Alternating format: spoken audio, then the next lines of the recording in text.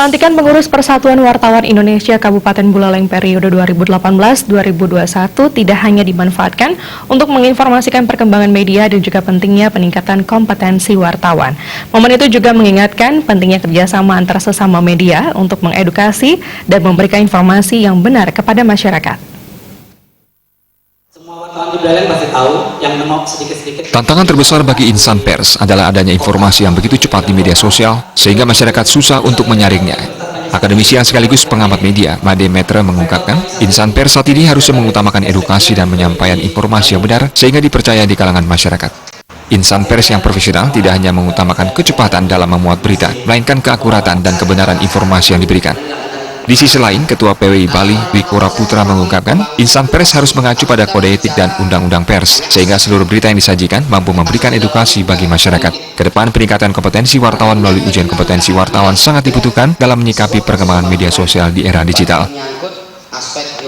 Insan pers itu sendiri, yaitu terutama antara lain yang tadi itu adanya informasi yang sedemikian cepat, tapi tidak selalu informasi itu benar.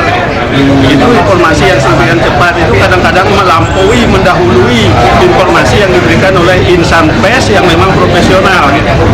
Tapi bagi profesionalisme insan pers itu tantangannya itu adalah akan ada berbagai godaan dari berbagai pihak yang ingin memanfaatkan pers.